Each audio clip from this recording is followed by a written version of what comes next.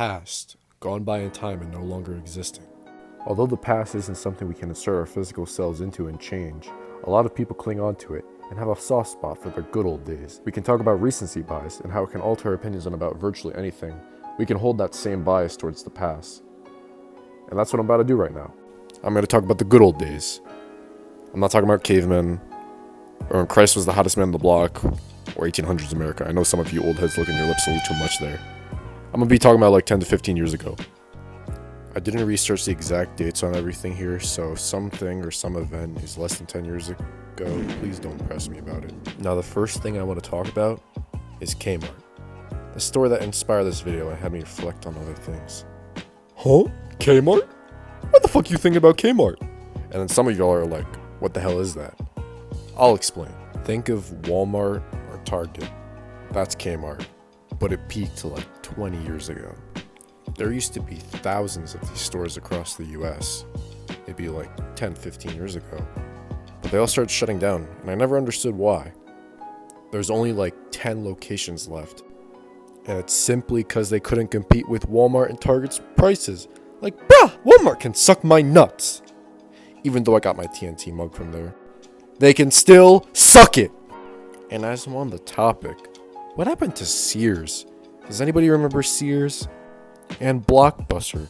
I don't know diddly squat about Blockbuster, but I know that place existed. And then you got other places that fell off the map, like Pier 1 Imports, Payless Shoes, JC Penis, and then of course Toys R Us.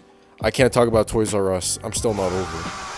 I don't think some of you young ones understand what Toys R Us meant to us. As a kid, that was my favorite store to go to. No, it was everyone's favorite store to go to.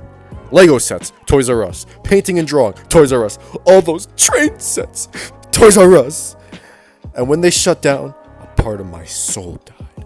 And I blame this fucking Fortnite generation. I hate you. I hate you all. Unless you're subscribed. But that's besides the point. Like, I'd be seeing people whose balls are still in their stomach, and they have Jordan 1s, Yeezys, and Versace, and getting Xboxes and PC setups. Like, bruh, I tell you, you're not impressing anybody. You know what'll make you smile, make you happy? A birthday email from Toys R Us with a $10 discount. My point probably being is it's just changed us young people aren't really acquainted to. Stores we used to see everywhere, just no more.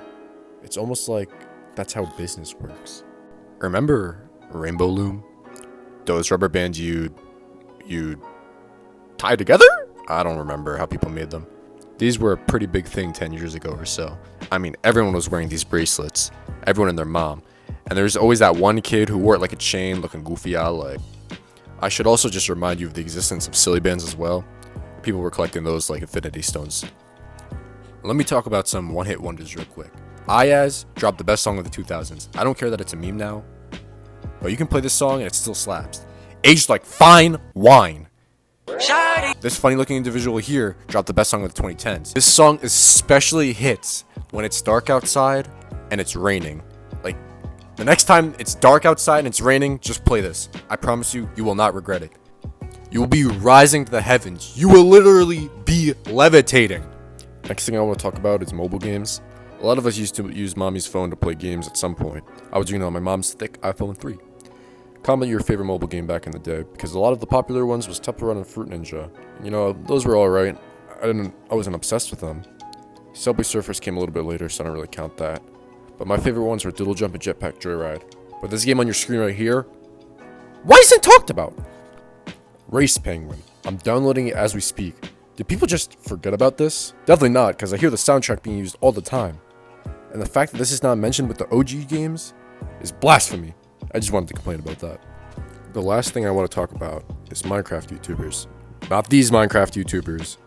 These Minecraft YouTubers. I'd watch Minecraft YouTube for hours at a time. I could not stop watching guys like Jerome ASF, Beijing Canadian, and Scott as Minecraft. And even the people they played with, I'd watch as well, and the list goes on. But man, how far these guys have fallen. There's people like TDM, Sunday, and popular MMOs who are still doing well for themselves. But I really didn't watch those guys. And Team Crafted. Now, Team Crafted, for those who don't know who Team Crafted is, think of Team 10, every TikTok house. Think of the Avengers for OG Minecraft. They were relevant for a while, and then the whole team fell apart. There's a lot of videos on what happened to them and what's going on with them today. You got some guys still doing YouTube, but they're not doing as well. Some completely fell off the platform and aren't posting at all. And then there's guys who can't recover after some sort of controversy. Like, these YouTubers were having a try not to be a pedophile challenge because every week someone was getting caught grooming somebody. But these YouTubers instilled a reality that being a YouTuber may not last forever. If you're a pedophile, you're clipped, bro. I don't know what to say to you. Get away from me. This idea of being consistent isn't as easy as it seems, and maintaining everything you've gained is just as much as a challenge as getting to the top. I don't know, just some thoughts. Anyways, that's everything I wanted to talk about. There's other stuff I didn't bring up because there's not too much to say about it. Like, Gangnam Style is a hood classic, and now there's a Fortnite emote. Like, yippee. You guys can comment and unlock some other memories, and I'll pin them up. And stay tuned for Code Game Part 2. I'm getting my revenge. No gloves. Like and sub, cue the outro.